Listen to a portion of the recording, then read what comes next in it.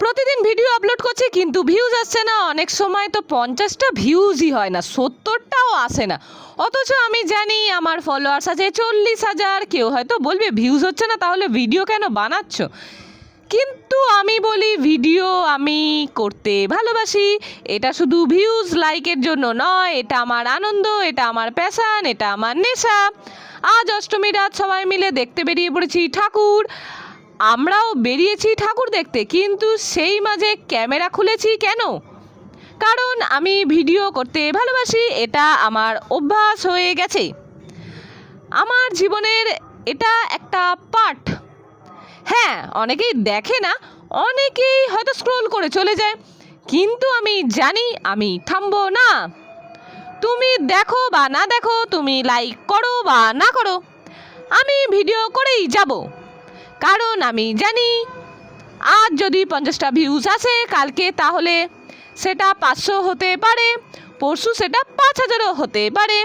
কিন্তু যদি আমি হাল ছেড়ে দিই, যদি আমি থেমে যাই, তাহলে কোনো দিনই আমি জানবো না আমার স্বপ্নটা কত দূর যেতে পারত।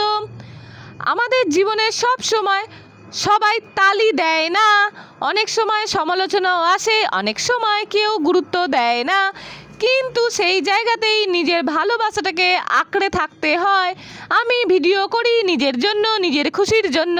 তুমি যদি দেখো আমি খুশি হব, তুমি যদি না দেখো তবু আমি করব, কারণ ভিডিও করাটা আমার ভিতরের আনন্দ।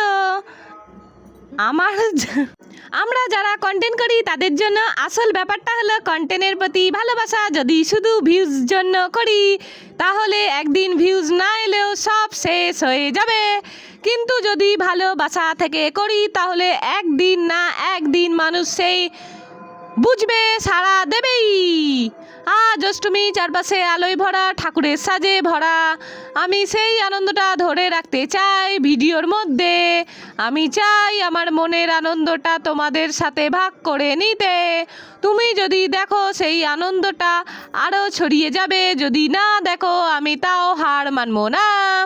কারণ আমি জানি আমি ভিডিও করতে ভালোবাসি, আর সেই ভালোবাসা আমাকে প্রতিদিন নতুন কিছু বানাতে শেখায়। তাই আমি বলি ভিউজ আসুক বা না আসুক, তোমরা দেখো বা না দেখো, আমি ভিডিও করেই যাব। এটা শুধু আমার কাজ না, এটা আমার আনন্দ, প্রাণের অংশ, স্বপ্নের পথ, স্বপ্নের পথে আমি কখনো থামবো না।